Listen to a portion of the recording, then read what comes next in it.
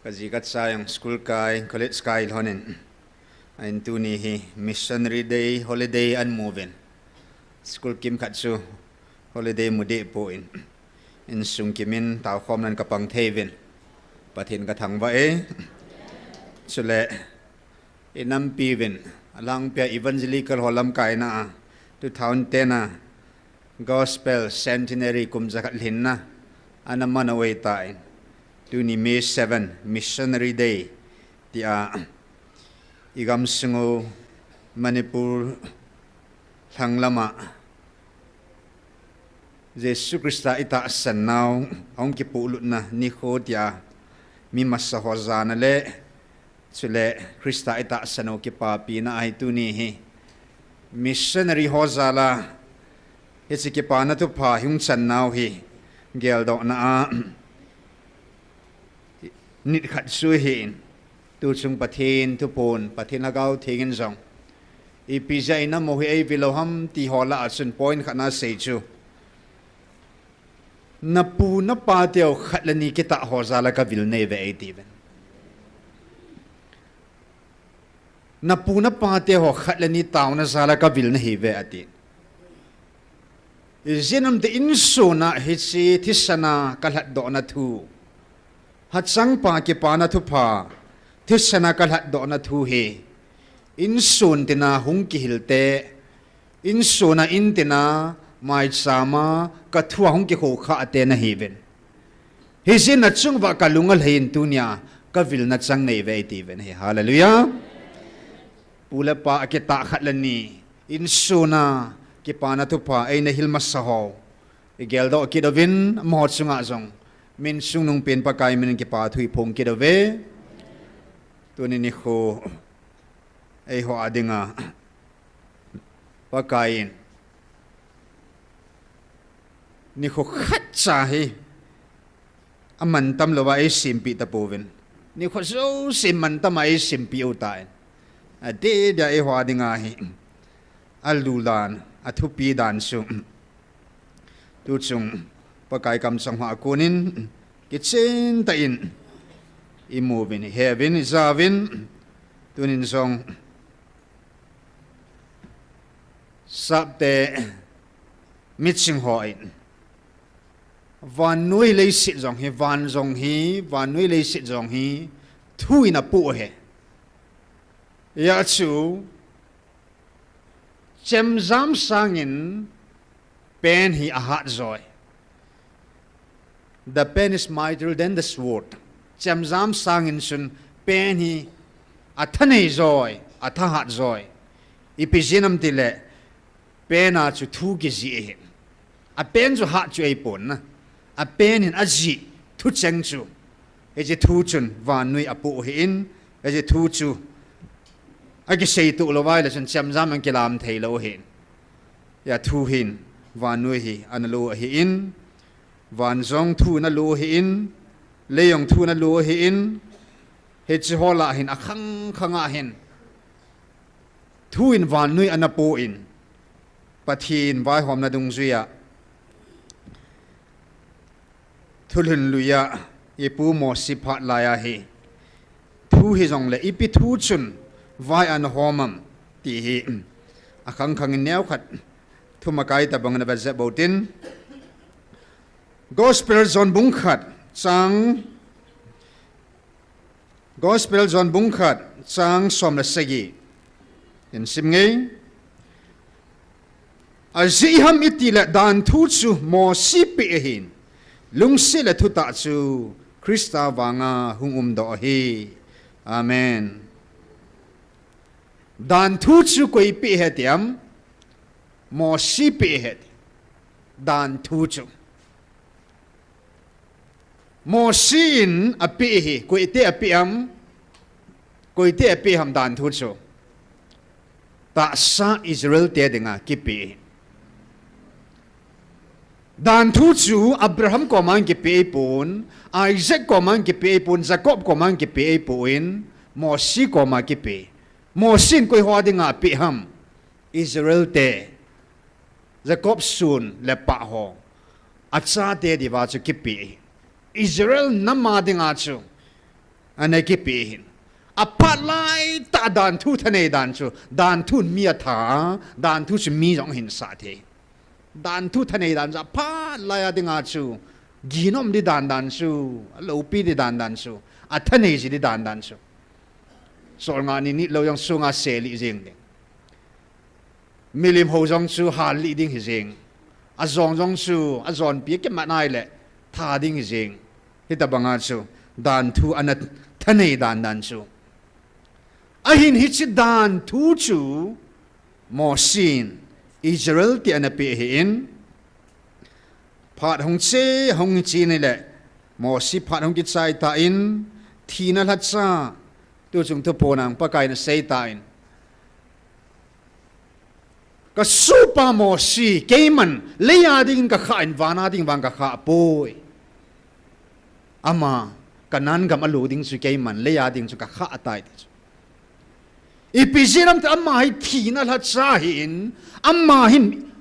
dan thu choi ya dan thu pu pa ai ya chu dan chu kanan ga ma chu pu lu lo dinga dan pi pa chu ake khai le adan yong chu kanan ga ma cha dan yong chu tha nei lo ding ti nai adan amosi in apu adan thu chu pu lu lo dinga chu thagau thua chu amo si lu lo vai le kanan ga malu sa lo vai le sun mo si ni pi pu am dan thu pu ya dan thu chu pulu hin tina ta bang ana kha pi le ya dinga chu a hin wana wang pu mo si chu van muna ding in pathin a kha pi pon he hallelujah le ya ding na kha pi ipi zinam dan thu pu zi dan thu pi pa e zi chu hisun hisi dan thu chu amang thei a hi in pakai thu wang amang thei po na he hallelujah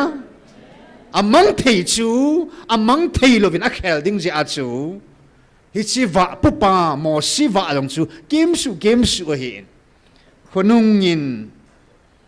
van thi la hong in pakai yesu hong in dan thu hi talawa thu tha be khan an pulhon ta in luk bung ni sang som chuin van til chun azawa kit sahi un izena mitile verwin keiman nang ho mi ho zo se dinga chu hatsang pa ke pa na to pa ka hin pu pi na he ve hallelujah mo sin dan thua pi in Israel te pakai vantil Gabriel chun vantil thing chun koi zo se ding an pu tam Israel ti ading boham mi ho zo se ding in hatsang pa dan thu pa te po in ki pa na thu pa an pu ta na he hallelujah in pakai yesun zong akam sanga pot masapin pin an sol masat chu Gabriel hin amma ta san hung ta in amma kama pot masapin pin si pitu ham tai le thu dang ma ai pu in a thu chu ki bang ma hin mak bung khat na chan sim ki rote mak bung khat sang som langa mak bung khat sang som la Jesu Galilee ga ma ahungin pathin ki pa na thu pha hi hang len pha da hing tai pathin lengam zong anai tai na lung hai zun ki pa na thu pa ta sanun tin asam pe na he hallelujah mo sin dan thu pe in van til thing le pakai Jesu Krista kama ipi chu ai pe wa ipi chu po nam til akam wa chun hatsang pa ki pa na thu pa lengam ki pa na thu pa chu e hin pu pi ta ve nei e pi ta ve nei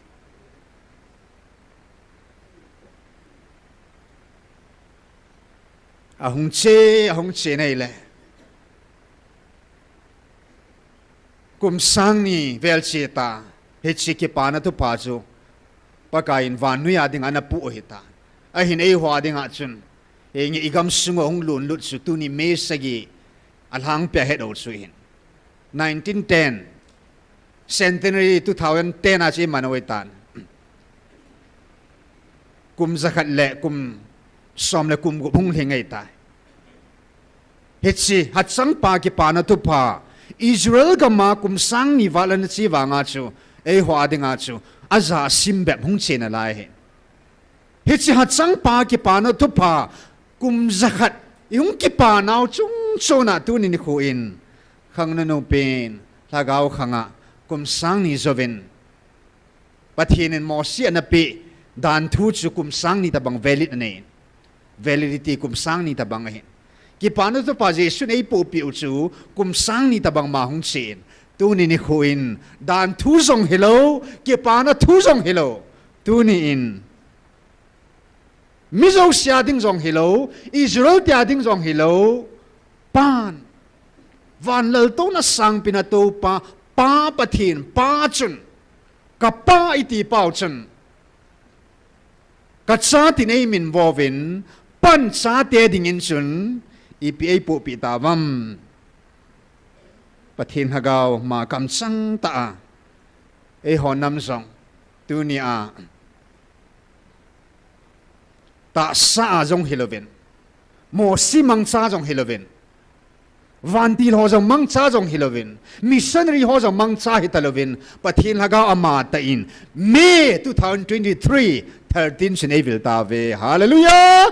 hallelujah dan thu jong apupun ki pa na tu pa jong an pupuin ei po piu chu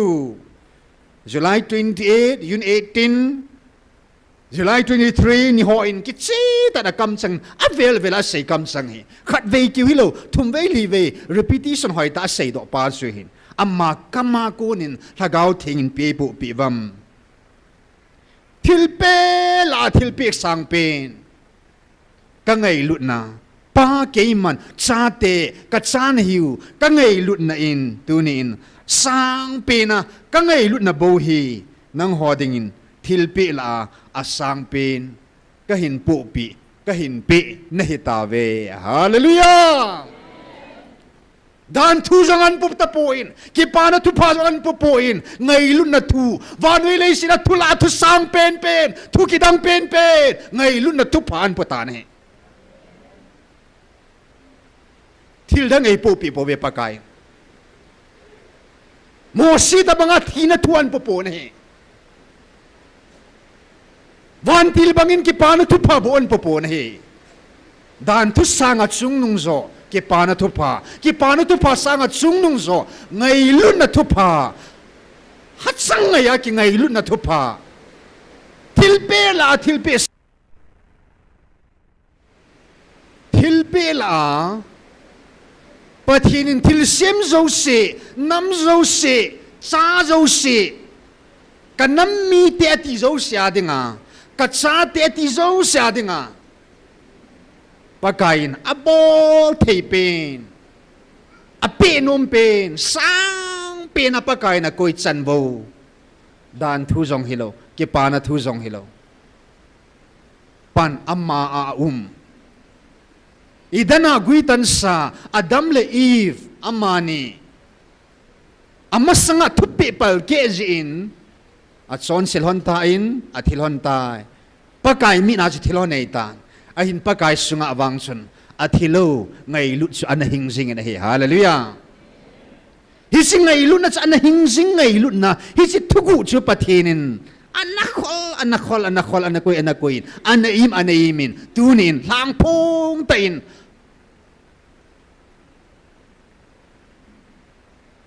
Israel te zong hilo van nui zong hilo vin pan sa angai lut na chu hi chi thugu chu pakai ne hin pu pi vin ngai lut na thupa ki dang ta pakai ne hin pu pi ta ve hallelujah that's October ningkum 6 achon in hopi nava hi chi thugu hi na hon he them thei pu ve thugu he ne them thei pu hi chi ho ta sagal ka zo pi zin zong ka zo pi zong hi thu pi sa hi ka pi na chanu zong hi ka pi na zong hi thu pi sa hi nagal zona dingova ta salagaw gal na zo dingova Michael vantil ka pi zong hi thu pi sahib he chi sang chun ka ngai lut na hi thu pi sauvin hallelujah azi chu hi chi thil ho zo se chu na pau ke man ka cha te ka ngai lut na zala ko na hung kun do thil hi bo ve hallelujah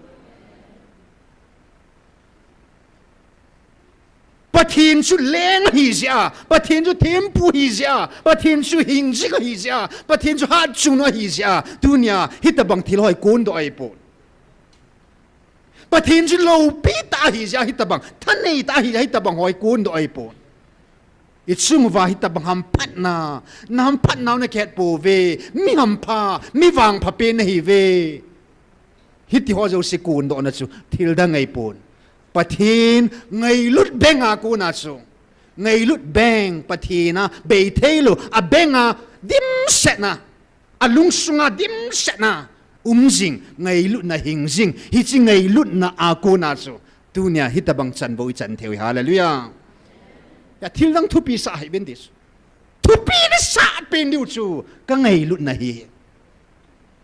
ngai lut na chungwa ka koi hi ka ngai lut na chan ho pau chi a thupi pen het a sang pen het ngai pavin a ho in zong a vai in zong ngai pavin a ching in zong a mol in zong ngai pavin a thupi pen le a pi pen su hi chi hi ke man ka ngai lut na hi nang ho dinga a thupi pen hi bo ve May 13 amma ta lagaw thing evil ni wa sei chu hi chi thu chang khat bo se ya chung ke bo betis dunia patin evil now hi thu chang khat a gop ding hi le ngai lut jai chanoi bo ve thu dang se ya hung ei poi pakai ngai lut na thu se ya hung ei bo hallelujah thu chang khat sei bo wa hung ke bo betis he chu thu chang khat chi pi ham ngai lut thu pa se ya hung ka he ti hallelujah ikamo bin seute ngai lut pathin ngai lut na hallelujah kat sang tai ve khut ben neute thil dang a ko nei po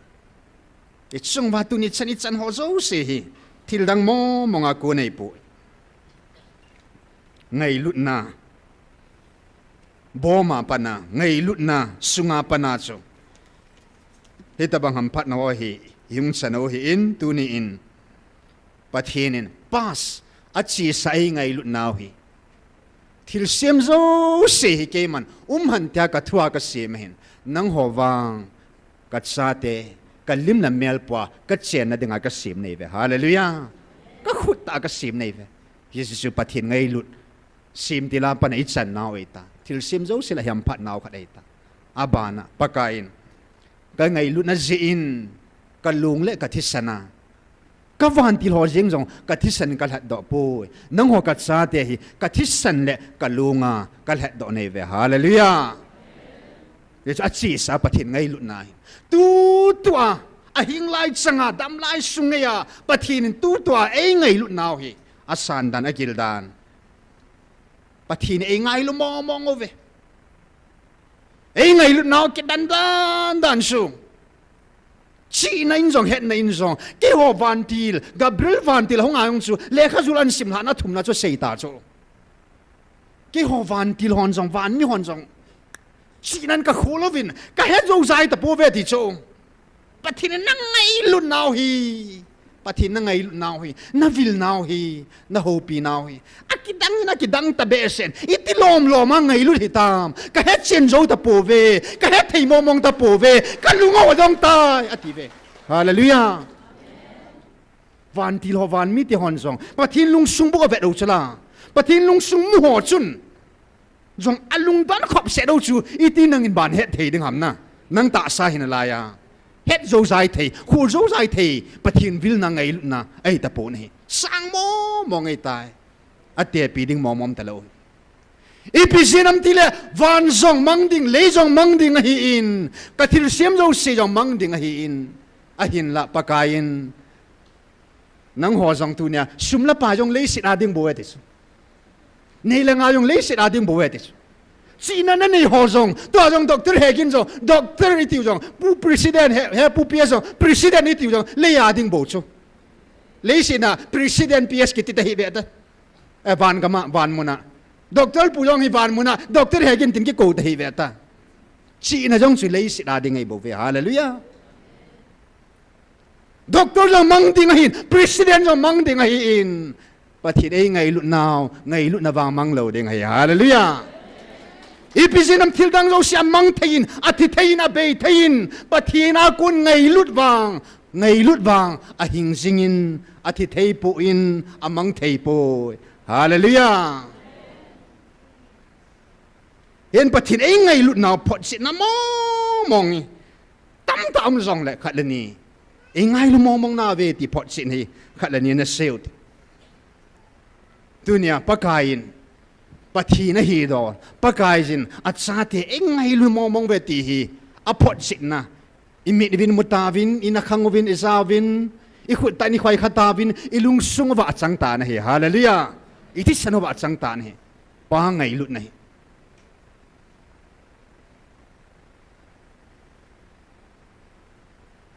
hi asutuna hitabang chan boi chan pau hi asei tai pakain na tam ziu na lhom ziu na chi naw zia na chon phat naw zia katil ta ding mong hi le na ho sanga chon phau me ti su na ho sanga ho gu jong me ti su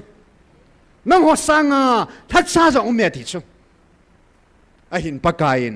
chon phat zi hi lo taw ha zi jong hi lovin ta san masat zi jong hi lovin ngày lúc na zala cho tu na hita bang chan boi cha do cho hallelujah ngày lúc na bang pathin ngày lúc na bang a ko na cho I chanu hi cho thil se dang mong hi pun tu nia hita bang ham phat na wang bu nai chanu hi a zo khan le na taw hat wanga chang dan ke gyal na ti mong lo hi na chon phat na chang khadan ke gyal khan thi mong lo hi na bol the na ji a chang khadan na ke gyal ai la na boi ding he na chi na bol the na het na ji ai poi tunia pathin thil thon pe ngai lut na wanga ichano he hallelujah ya pathin ei ngai lut na mong phot se na in achapa jong khan lo hilin roma chun sei ta in polin achapa jong khan lo hela ei hodinga pido jeng pa chun ipi mong sai da mati so hallelujah achapa bon ata sabon athisan bon alung ban khan ta lo hela ahin na jong khan ta lo hela mi khanin aloi agol dinga ahin na pe kalwala ngai lu na chung nu om poi ti so sol cha te dinga jong ahin na pi so kaloi ka gol ka ti nei ta vet petra dinga hin na pe so jesu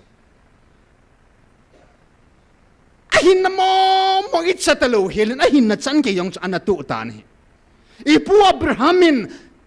pathina ngai lu na ta san jen a chapa chang khat se chu thutip dung ji a hin chapa chang khat se chu apeta ni mai cham ipakai je sukrisa jong van noi angai lu jen atta sa thi san I chalo hilin ahong ki tu ta ni I mong anei poi ti phot se na in a chapa jong khan lo hila pi pa chun tu ni in ipi e pe be ta wam pathinin al hagau thing e pe ta ve hallelujah hallelujah Israel te van noi ata sa pin ei howang ata sa sangin zong al hagau ei pitave hallelujah hagau thing ei pitave hagau thing ei pitave hagau thing ei pi naw thil ji dang ei pu ngai lu zala chu Israel te pi ding chu ata san lo zeva alung ta zeva chu ta sa Israel tu chung pathin ei ngai lu naw san dan chu van muna nom sa van til kilo tu chung hagau thing tu pon July 23 na chuna sein ka thil sem van til hola a hi akhat na chung nung pin thane pina ka sim chu Michael he tis ani na pa hi ama Lucifer hi he tis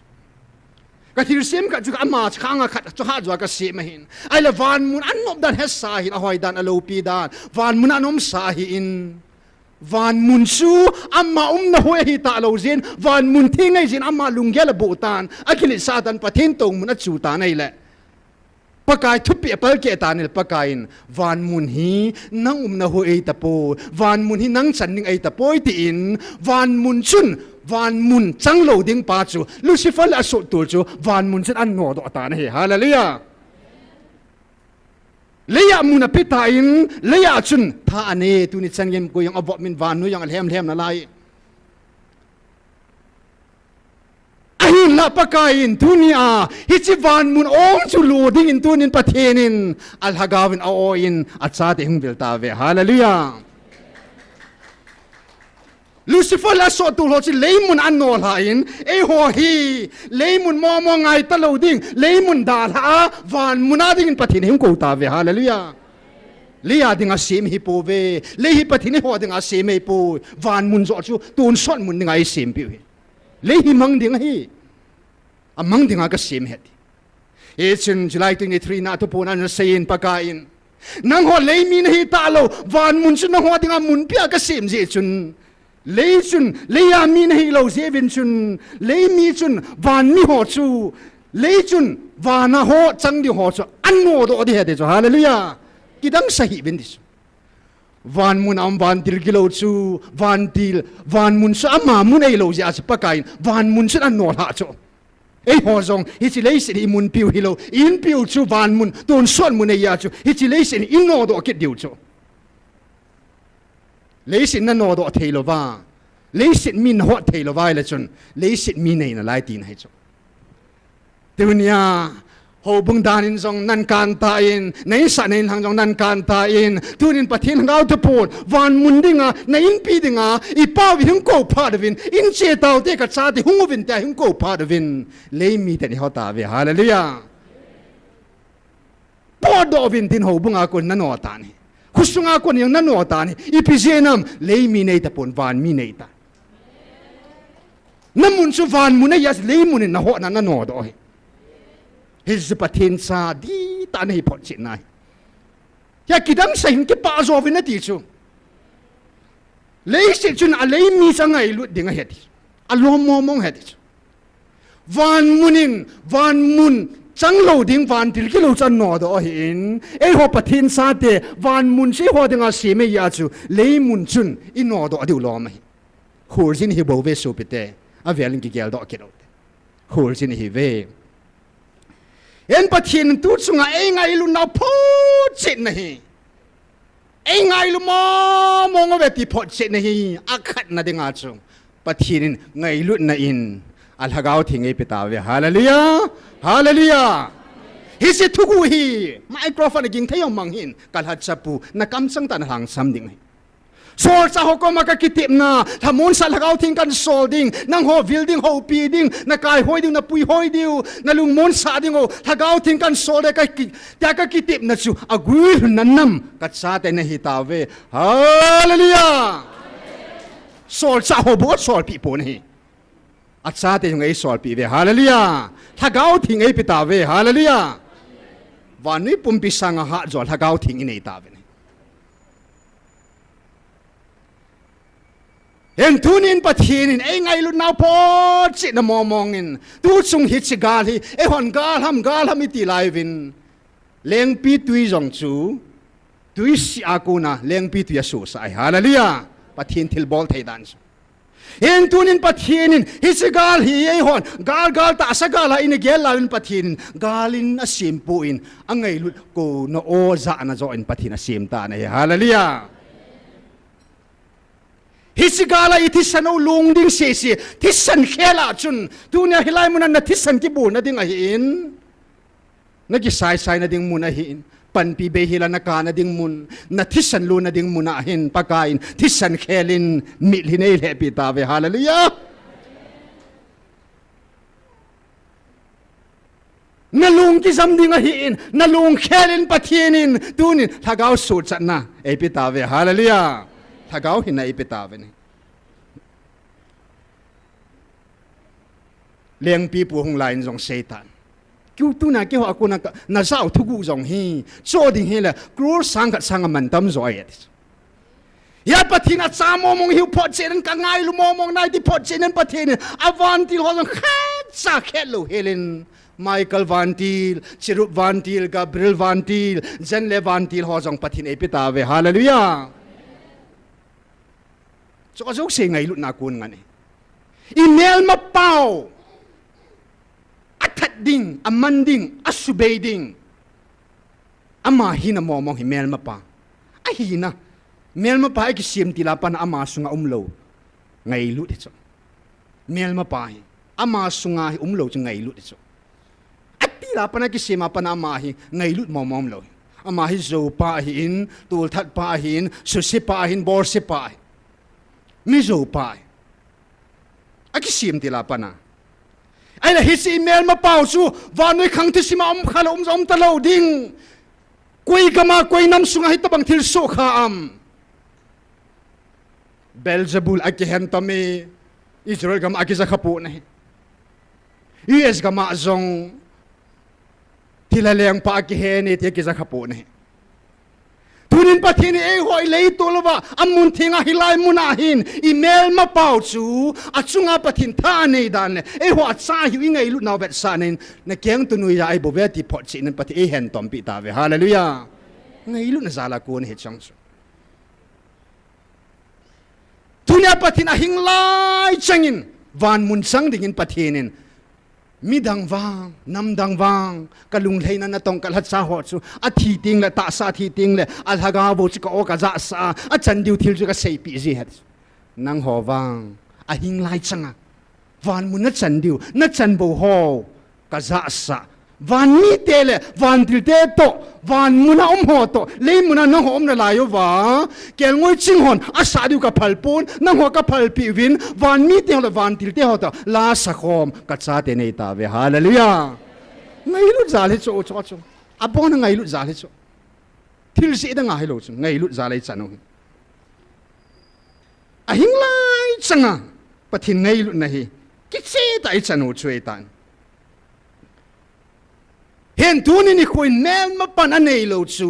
thutta ama om poin ngai lu ki ti ama om poin ama akunin gal thu su mang ding thu nang ho nam chunga kalung thim sip yel ho ka bol gu ho ka to gun ho ka thil se gun ho zo si a se ka hin abo ka hin ka bu na thu ka kal bol na thu chu ke ma ka ma ma ai phun sa het a hin tunin ni khuin hi yong chu i bola mel ma pa cha ama hin cha sei do thayam pathin ngai lu na i chan za lo ya hallelujah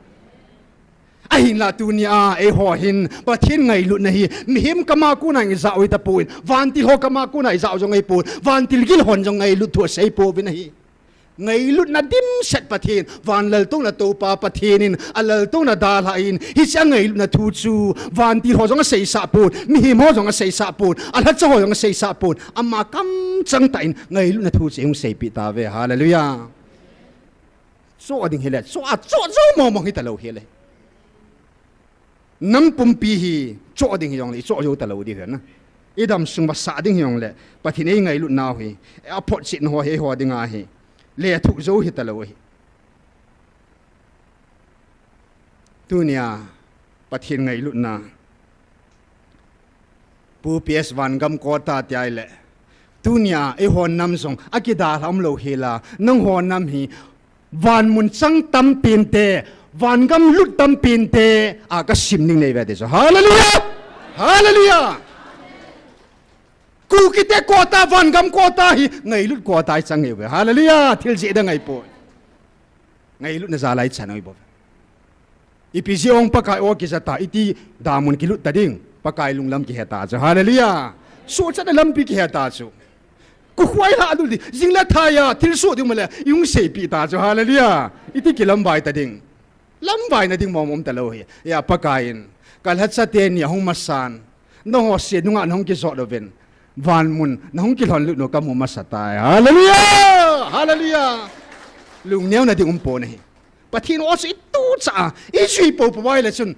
van mun san gai ju lu de ta hallelujah le ya hin lo chi su bo chla chi sanga mantam ta am po nei in October 5, 2024, pathin hagaw igisu no ni venchin hi chini alung hang ta in kati su anu ta in ya keman ka sei talo ding ka khela vantil gabriel ka man sa de ta tin gabriel nan mang ta in gabriel zon e hopi ve October 5 a chini khwa chang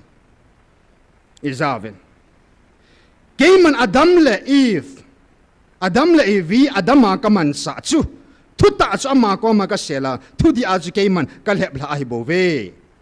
tunin nang ho hitsiga cha velin nang hon na ne diu ka phalta poe hallelujah hallelujah idan hon adam le ivisu mi van muna akinol ha chu van mun nup dan lo pi dan hoi dan het su ke tep kha sai ji chun anup dan atui dan el dan heta in van mun sila tun sora chang ta lo ding lei mun bo chu ki pe heta van mun a chan mo mong nei ta lo pha ni le ya hung kum ha chun pathin sa te hi ama dinga mel ma pin hung ita hina chi in tu chung a cheita in belzub la hung nia if i wilhelm ha pa ke ka hi ti ta ni thudi ka man sa ka he ba he hi es na mani chu adam jong if jong amani anu palhoni lep la na num han ta ni ipije nam pathin a phal hi chu pathin phal na lo wa van til chat ngai lo a lep la ding chu pathin phal lai tu ni nei ho wa ngai lu dan da no adam le if idan hona lep la num jong le e ho nam pi a cha te wa GMFDI ya in nam pi lep la ding pathin a phal ta po ni hallelujah lep la malala satan sa ken tomin hit me la gaw mi na halin pot tang chi tang ki ta ki no do bu ni hallelujah nang lep la kai tekim satan kanung langa chin satan ponin hallelujah amma lep la thei chi ki ta pon hian pa kain tunia adam le eve sin lep la na no mo jong le tunia e ho nam lep la lo ding job jong al hem la poi pathin job to te ka the in nam piu chan bo la chanu job banga kal hat sa thu hat satan azo lo ding ka het ja ka lep sa het hallelujah al hem la ta pon hi lep la malala tunia pakain hichimun mama thilaleng pa belzebul thilaleng te neiti now hichimun mama hi satan zo silengam ka sube ding hi hallelujah lep la malala satan la lengam ki sube na ding mun hi hallelujah hichimun hi ya pakain mun thingan ti lo hi mun lo pe ti lo hi ya kalung heina ka hat sa ti lo hi hallelujah kalung heina ka cha ti lo hi ipizenam satan alengam lebla the de chi ne jo chi mo mong hi po ben hi satan hi ki mu thei mo mong han lang hele ni khada chi la ka do so van ti lo hi alim mel na sei thei di wam ka te la sei po vinga ti jengo satan ho jong hi haga bo nga lim mel hi mu thei hi le na tu lai ta de hi e hon nam chunga hi ha gi gil kom beta han di dan da hi cái hình nó dâu sáng bel hum ning a got wanga chalo ni het lo chung ipizenam pathin van til michael chirup aidin pe ve hallelujah am ho so sin jong michael van til khat sem cha ki chat pe no het ka zolal pe no ka ki chat pin pau het michael van til pathin tun swat chan ge denga ai pi uta chala hallelujah itia ma le bla thei ki ding chirup van til nei nova tunan na vai hun pe diu august january 31 ning kumana sei ta chala na chirup van til nin van na vai hung ding michael van nei no na su thieng pi de ti hallelujah tu le atun sora ding na jan le di van na ka thupi ni na van mun lu dinga ki gung ho zo si jan le dinga agilo pana su kha lo na dinga ya tu nyan se thil gu nei le gulguin song na chung ba tha nei da pon tin thi nan song na chung ba tha nei da pon te hallelujah ta sa thinan te nanan te lo le ai ngai chanan te kalhaga wang mang ta lo ding hallelujah episenam pathin o aza sa pathin a ki vo pia ki hon pi van mun chan ge tinga pathinin aga di no sim tu sai ke ta van til ki lo ho in hagao bohon imat sa momo na lo thei ta povin te ti na hi cho ipizeno pa cha ka ki heta ipizeno panei ngai lut ka ki heta mel ma panei nei lu ngai lut ki nei ta chu aman ipi lo ta ding hallelujah da mun mo mga sei pui lut zo ta lo ding he ta ba ngai lut na panei chano he tu ni hin pathin ngai lut na ho khat le ni thum tin isim thei chan simo tin tu nin pathin ngai lut chan naw hi sim simo tin ke pa thu seu tin inam pum pin pathin ngai lut chan na pa hui I het theina ding ovin nam pum pya kha do theina ding krista ngai lut na thagau thi ngai lut na hi tunia ei vil now ngai lut zal I chan pa hui ngai lut nai nam pin ki san theina ding taw na neu te I taw chai chai le nunga nu la sading gon sanom la phan te taw te na hi now na ki he lo zewa van til gilo ho su'a sumla pai ne langa su'a na pano hin katsate su dinga ka sem nei po be su ju su hin sa ju sa hi katsa hi na ki het ho chun van til gilo ho zong hi na mel mau hi pun din na thu thu wa nung dinga ka pe do ai ta bo vet katsa hi na ki het ho chun tu ni a mimasa adam le eve adam zong su ke man vanui le sila sunga thilum zo se hi chunga leng ba chate ho chan ge ke man ama thunui dinga thane na ka pe sai bo vet I bola vanui ka pe sa su a chne ki sem ki do ham tunin pathinin pan sa hi naw ngai lu na ki chi tan sa mo mo hi naw phot chi nain imi ta nei mu sa ta ven ei phot chi sa ta ven ke gelen wang pathin a bol ding lom a se ding lom a to ding lom si pathin a tong sai tai ka ti pan sa mo mong hiu a ngai lu na a to bang khai pui ka ti a sei bang khai ta pui ka ti a ling se tai ka ti ken wang thing mo mong ai ta sei lo nei ta pon bol pi lo nei ta po vin a va zo si ma mo zo siu jang he in a le si ra ding ala khang som phat thi nei koi pi ta ven a van mun a ding ala van mun go ei koi pi ta ven I pi na hol bedding pathinin sim zo lo thil pha hi za ei bol pi ta ve tu ni a pathinin pa a hi na ngai lut a hi na ei phot chit sa ta tu na nang la kein pathin sa hi na pathin ei ngai lut na kin jong pathin ka ngai lu nai ti nang I pe na phot chit sa ding ki gel tan ta ei ho pha de ti pathin pha da ki chai ta ni a bol ding lom a sei ding lom a to ding lom mi ta I mu sa diu lom ho zong I ra khang ba ei za sa diu lom ho zong ei za sa ta vin ei bol pi ta vin email ma ho chunga zong alo pi na ei ho chunga zong angai lut na hing senin pathinin a bol ding lom seng se a bol ta ni ke ngai tun wang awat mo mom ta poi ka ti a hing se ta ni kum ni kum thum sunga pathin ngai lut na I mu ho hi sim zo zai ai ta po ni gal khelin gal thu khelin ngai lut na thu o ai za sa ven thi san khelin ke pa na mil hi zo alun do sa ta hallelujah hi chi pathin wang phamo mong ho pathin adang pathin ong te pung ga te hi lai alai lunga hong ki phung pathin mong hi chi ta banga pha pathin po ni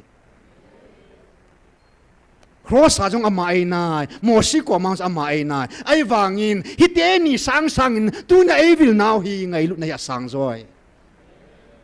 ha ko la kol cha zo ding ka mu ne ai sang ngai lu nai a chung chun ngai lu nai tai ngai lu khon te chung ngai lu na chu I chang ta ve ne a chung chun pa chu chano ta cho a pha pin chu I chano ta cho ngai lu hi zong le ngai lu la ang chu a chung nung pina koi pa ko na ei ho dinga tu chung ka vil naw tu ni khwa chang nei po ve ti chu sim ti la pa na ke man ka ngai lu nei anom sa he tai nang ho nam ka vil ding anom sa ka na gon sa ka ngai lu sa ka koi sa ka gon tu sai tai ti hallelujah chi lai ta chui chu pathi de ho ai ngai lu naw hi galum se ai ngai lu bu chu a bul ti la pa na na ya tu nya ka vil naw ni kho hum lo hi le thil sim hong sim po nge ti cross ka la do na jong pun te hita bang ni khulo pi pathin ei pe ta ve hallelujah phat zu sila phat lo pi pen khang lo pi pen ni khulo pi phat lo pi pathinin ei man sa ta ve hallelujah ei mu sa ta ve gel mo mong vin van ri si simpa op o ki za ki ti mo mong chu I chi kal wala ki dang de thilum lo he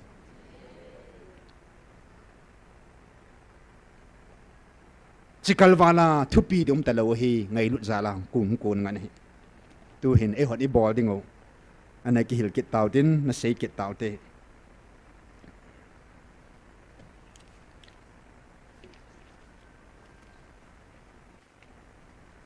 Bible po da yeng ka tin Psalm number zala som la gu na chini moving thil pa sim zo lo ei bol pi si apakai si pi ka pi ding hitam tunia leng David kama pot hi nang le ke kama ang pot sa ta sei ta deuti bon ven thil pa sim zo lo ei bol pi si a pakai chu ipi ka pi ding hitam hagau thing chu ipi ka bol pi di hitam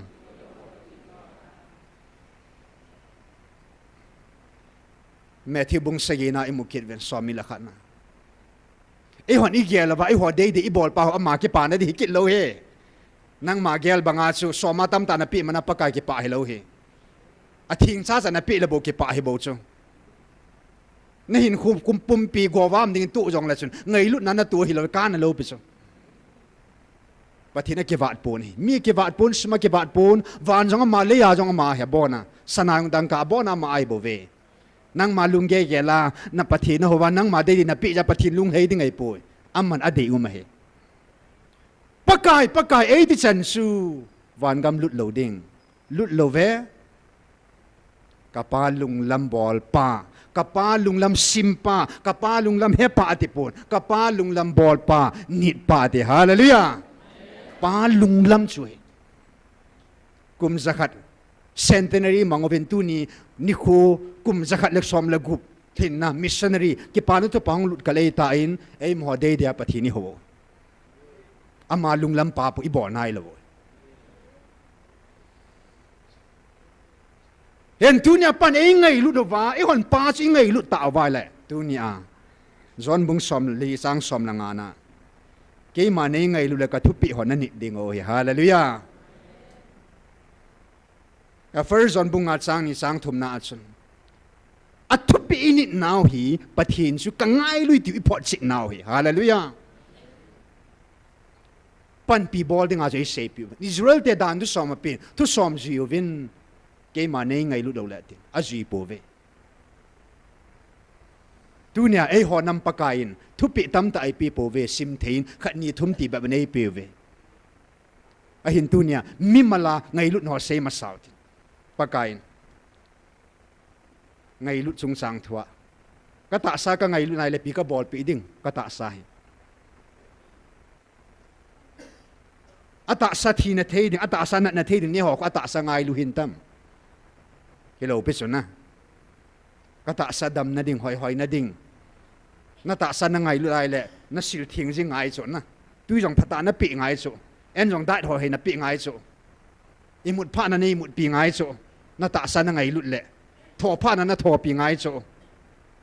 angai chat thi lo na pi ngai cho la na ta sa chu na ngai lut le na ta sa chu na jan di cho ya pathit ei ngai lut jevin van ti lo a jan jong pakai atlung na sim amma ta ei ho jan dinga hong ta hallelujah ngai lut hi cho ka ta sa ka ngai lui tia aning a ka heng ho chu itia ta sa ngai lu hi te ke dam a zo hi chu aga an het di he ti chu an to an pot chi di he ti chu lung sung lam ve pa ka hin ke man thu ka tan ding ting le mi ka han ding ting la lung sunga ka han he na a lung sunga ka ve de hin ke man thu ka tan ding ting le a chon na dung ji an to a chu ka tan ji he ti chu a to dung ji ya an to a ve pa thi na hi na ta sa ka ngai lui ta na to lo iti su hi chu ngai lu di dam gam ka ngai lui gam tia pathin ei pe sao gam neo be ti cha jong ki vian zo lo choi lang gam ngai lu nei dam gam ngai lu gam su bo ding gam ngai lu gam su thing ding hai gam su bo ding ho cha do dal ding hai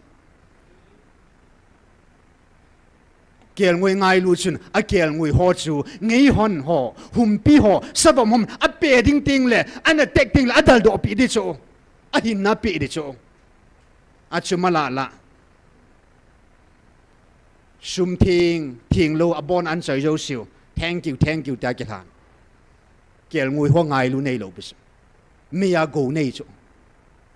na kel ngoi ho mi ya ha nei bo chu tunia pathin ki pa na pin su leng pa pathin thu pi apal ke bong sal thao ta ama de ya chu amalek mi te chunga phu ke la chai ta ga la ki zo ta pa kai mi pathin phula pha de ti cha tu hi Israel te ki kin lo patab gal bol amalek mi te hevin apunga chang a chian nama agan cha chan ga su mang dinga pathinin akhang khang sunga akoi thut pathin thuti ba pakai hat sa te ni til pasim zolo pathin hisarei bol pinunga ipi ka pe ding hitam thagaw mang mat ping ka tin vantil kilo ki do ping ka tin atin thagaw kala salhonin asura zanin thagaw bu vantil kilo thila leng ho ki bu pilhonin leng David sa pang sa hilain sabom ho ngei hon ho sakei ho sahang ho kama kel ngui ho jong chu akama ka kha ka pin kel ngui ho cha hu do nei tunin pathinin thagaw mang asang aza tamta kadingin nei mat pi thon tai na chung hana kalung thaya tin hallelujah pathin ngai lu na sang pin je so cha ten jong thagaw mang aman no vi nei ki pa na thu pa na hil hang le vi nei thagaw mang aman do chu pathin lung lei na hi nei inam sung ba thagaw mang mantam pi hil hon sen pathinin mundang age phung pun al thagaw mang matzat ana to ave pa ngai lu na tong ho to pi pa pathinin il ha cho khat sang ke phun na dingin al hang pun atung pun al hat sa te ni atung ta na hi hallelujah til ji da ngai pu thagaw mang amat hon ji ach ipir thagaw khat chu vanui pum pi sang mantam zo hi hallelujah thagaw khat chu vanui pum pi sang mantam zo le thagaw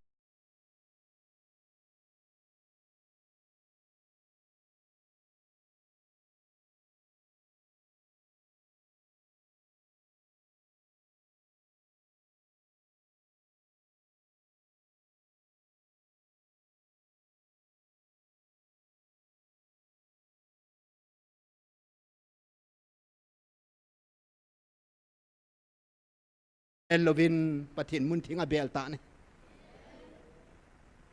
leng dang thanai dang bel lova pathin a bel ta jen pathin achung alung hai ta in kami patin a leng ding a ketun ta ne hallelujah he nge pu pia sin jong thing noi lam kai khat hinan tu jong an that khamei thei nan te ming hina na a bol khilong khat anium nan te ei wanga pakain ka ang sung na bela na tao di heti a thua ni ja pathin lung hai da be chunga a ki gel na sang sang pathin adop da be ta ne pathinin china ka pi china keima a naman sa da ka pi na hi ka kam sang ji do in doctor puin sun na janin an na to jong boy a chung chu na ta saman ke hoi sao be le boy che kit na organization chu kiloi khom na ka niau le tam thom le isi ha chu bui pi na sang san boy pikit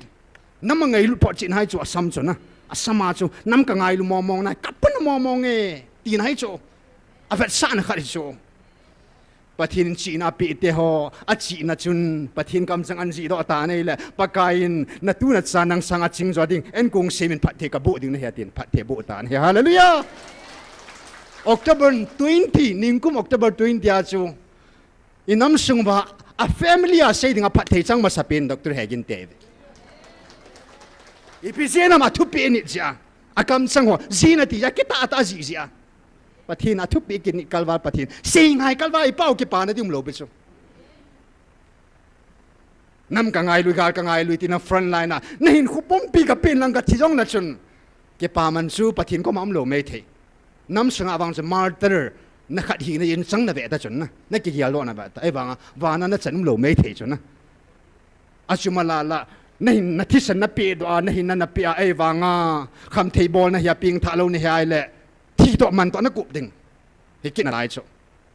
pathi ni a sei ngai khen hi I pi sayam u mi na tia lu me me di bo cho kin bol na nga ti chala na ai le tu ni a pathi nin po German ban su pakain galam kaya namina gal ka sa ding hi ta san po win hang san tain asay bang na din piin mel mate me chang ti po te mel mate ngai poi na e hola asunga isu pi mama me chang som ni la li su pathina ven pi ta ne hallelujah na samjang ka jong ta sanan pur sa pu nge te phot chi na ta chu pu German ko thi sa ta bo chu na van til hon amazing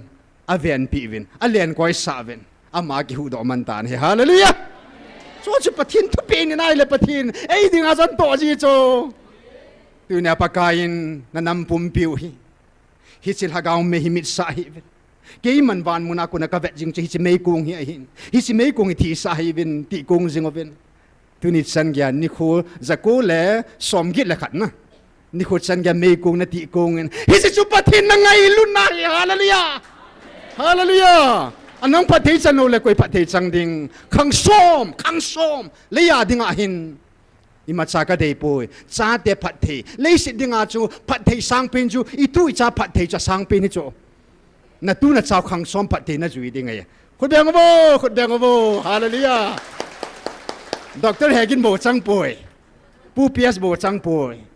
ata sanal hagaw mei tian mi li siang ho jo se tu ni na ka naw mi li khang som pathei na ki pa na mi li ngai lu na mi li ka khel pi ding ai hallelujah pathin thu pe nin ho jo se ding do mong ta diu te ke pam be se pathin tu pin diu chla pa se ngai cha te hi ma pa lung le na cha te hi ma I boy lung kham diu hom na a hin tu nin pathinin anam pia thu pi e ho akun ange thil thimom na lai hi chi ta san hi ta nam boarding mong hi ke ma khat ka hi bang khat hi benati khát hi thấy nai po lung khát din khát in tu chung pathin thu po no ke chi dan he keng khat long ti kha lo cho din khat in ti khal khal cho din khat in lung khat in tha khat in ki pum khat in ti khal khal cho na ding khom vin pathin thu pe na nam sung ba thagaw mang atami that cha te nin achang se lona amani changa thagaw mang hizat ma tal hona I ho jo si ke thutin I pan namun cha phatan pangotin ngai lu nan gar sat le hon thagaw mang inam sung ba I mat chai diu wana go tam tai nei diu cho that cha hola hong ta povin na ala cho na bol ding hi song le inam sung ba ding thu pi thagaw mang khat cha ki dal hom le thagaw mang nei mat pi vin chu ka lung hai na pi ni ka dei chu bol tau ti cho doctor hegin alle khabu ban ji chai nai lo hello ma hom ba bun bol chai nai lo ba ka ti na ai bang pa kain phat the na khang sunga ding en kung sem ka bu din he da bu chai ta chula a bol chai ma sanga bu do ai ti a khu ti le ho yong se bu diu chula ha ga mang zo se manovin ti pathin thu pe ke ya thing ka hin a bu to kom khotai poi na gamo nang ho na ho pung na mai chamu su thing ovin ti pathin thu pe chila thu pi bo na ke kai khom na chupa kain thu lun luya jong thu pi chung nung thu lun tha jong thu pi chung nung pen ke mana pau khat se ka hin kin nang ho ka ngai lut bang nei ngai lu vin lang ne hing na kom ngai lu vin which is an abo na thu pi yo si cha kai khom me te inam pum pi vet pathin lung de hi chang thu pi chang se chu I ba do hen na sei zui pathin sa nam lan cha te nam bang hi pathin sa nam lan mong e bu ve pathin sa te mong a chom mong ve ti phot chi na chu a phot chi na chi vet sa du ki va ni nam pi hin pu pi na vet sa tain upamang ne vet sa tain doctor hegin vet sa tain ha cha den vet sa tain nei pu thang sin vet sa tain na pathin a pi talan cha ve kan gam ta ve tu na nam pi pathin mo pu nei pi isu bu hi ngai ama dei chu bol phot tau te UN sing ai poi tao nó mua chi ngay poi pathin in pi bol ding a sei ngan siu ham na ei bol ei ngan si a sei pa bol phot do te a sei bol ho ham phagam ta ve he chun he chi ham phat nai in nam pum pi don the na ding oven e chi a thu pe chang si nam pi ding a bol ding a ei sei pi hoi in nam pi su bul na ding oven tu hin lai na ta in pathin hinga lung na ta in lung na changin ngai lu na zalin pathin nam pi hi ngai lu na ka tun de hati zin I ngai lu naw si phot chi na ding na tu na pakain ipu mo si tingol api yong su ngai lun zala ka pi heti so chi su ka chan hiu ka ngai lut phot si na mo hai tai ti so ipu mo si chung bo wa na koi chu ei ho nam chung an koi tai me a khu te le kani le ya pi ti na kun na lai de ham I pi ti la na kam sunga thing lu na het le sit mi nei na lai cho ki da nom be se pathin op kum thum ki zata pathin lung dei chu bol tau te pathin dei chu bol le hon inamo hi pakain khang som pathe tua na chanu hi Israel te sang chan thuma chingzo hoizo phazo thim zo ka tun ding nei ve ti a sei hi bol po te a sei hi bol po te pathin sei hi sei zui inam pi vin isu bulit zo na ding ovin lung lu tai nam pi dingin ei ma chi ading i mo pu na isu bulit zo na dingin taw na neutin taw zo na hi pathin phat thei bu ain sunga chang ma sapi nei ji chun doctor pu he genin taw sa na in nei pi deu he taw te